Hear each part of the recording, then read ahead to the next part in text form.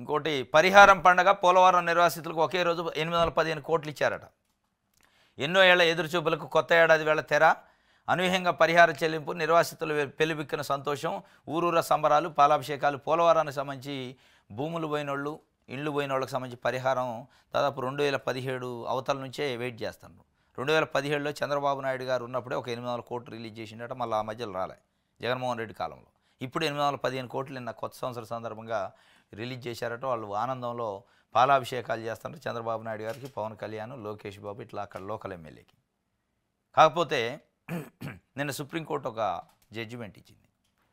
భూమి ఎప్పుడో సేకరించి సేకరణ టైంలో ఉన్న మార్కెట్ వాల్యూ ప్రకారం వాళ్ళకి డిక్రీ చేశారు, అవార్డు చేస్తారు. అవార్డు చేసిన తర్వాత 10 ఏళ్లకో 15 ఏళ్లకో డబ్బులు ఇచ్చారు ఇప్పుడు. కానీ ఇప్పుడున్న మార్కెట్ ధర ప్రకారం ఇవ్వాలి వాస్తవంగా. ఇప్పుడు 2024లో డబ్బులు రిలీజ్ అయినాయి. డబ్బులు ఏ రోజు అయితే వాళ్ళ అకౌంట్లో పడుతున్నాయో ఆ రోజు ఉన్న మార్కెట్ విలువ ప్రకారం, వాల్యూ ప్రకారం వాళ్ళకి పరిహారం ఇవ్వాలి. కానీ అట్లా ఇవ్వలే. ఎప్పుడో 15 సంవత్సరాల క్రితం మార్కెట్ వాల్యూ ఇది ఇచ్చారు. అంటే ఇప్పుడు నష్టపోయారు వాళ్ళు రైతులు. అక్కడ ఉన్న రైతులు కావచ్చు, రకరకాల వర్గాల ప్రజలు కావచ్చు, వాళ్ళకి పోయిన చెట్టు పుట్టో భూమి ఇల్లు వాకిల్లో ఏదో పోయింటుంది కదా, వాళ్ళకి ఏ రోజు పరిహారం అకౌంట్లో జమ వేస్తారో ఆ రోజు ఉన్న మార్కెట్ విలువ ఇవ్వాలి. నువ్వు సేకరించి నేను 15 ఏళ్ల తర్వాత ఇస్తా అంటే వాళ్ళు ఏడబతకాల. కాబట్టి ఇది ఒక రకంగా వాళ్ళకి నష్టమే జరిగింది. సరే, పరిహారం రిలీజ్ అయింది, పండగ, వాస్తవంగా అదొక సంతోషమే. ఆ ఇచ్చే పరిహారం యాడ్ చేసి ఇవ్వాలి మార్కెట్ విలువ ఇప్పుడు పెరిగినందుకు.